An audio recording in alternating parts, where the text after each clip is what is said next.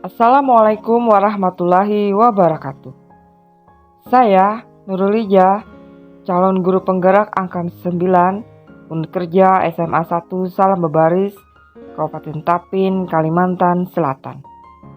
Saya akan memaparkan kesimpulan berdasarkan materi modul 1.2 nilai dan peran guru penggerak serta kaitannya dengan modul 1.1 filosofi pendidikan KHD. Koneksi antar materi ini saya menyajikan sebagai model refleksi 4P.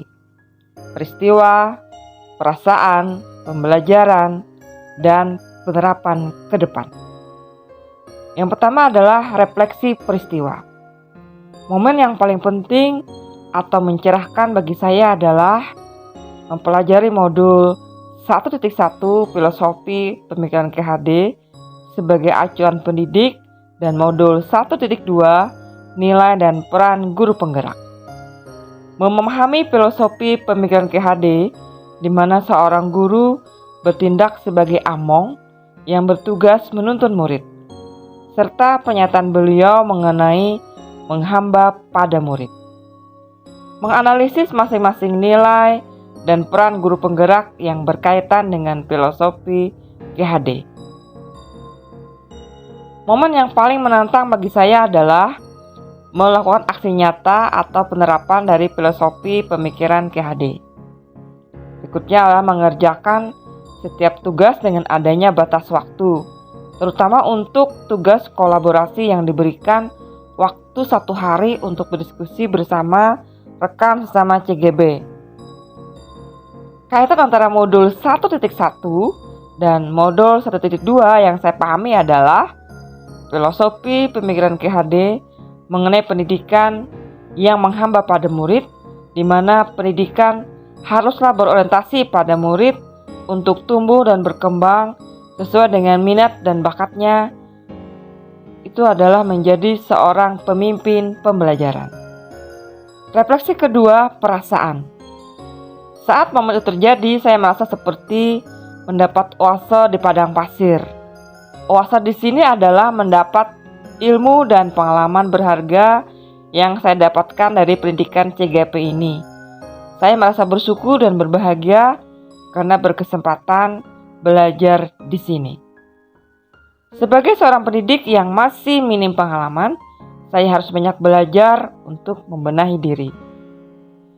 Saya merasa tergugah untuk mengimplementasikan ilmu yang didapat dari setiap materi. Saya termotivasi untuk mempraktikkan dan berbagi. Refleksi ketiga, pembelajaran.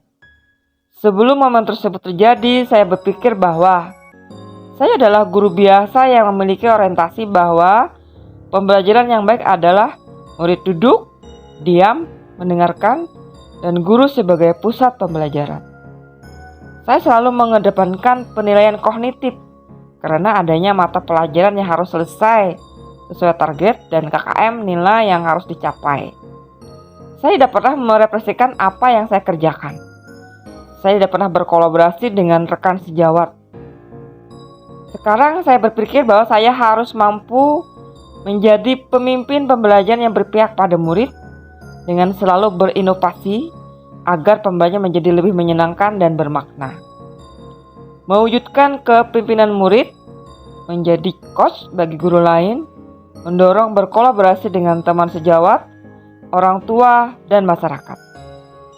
Menggerakkan komunitas belajar di sekolah. Penerapan ke depan atau rencana ke depan. Rencana pengembangan diri yang akan saya lakukan adalah berpihak pada murid. Artinya, bersikap among atau menuntun. Yang kedua adalah inovatif, artinya menciptakan hal-hal baru dan berani berkarya agar siswa tidak bosan di kelas dengan metode baru yang bisa bermain sambil belajar.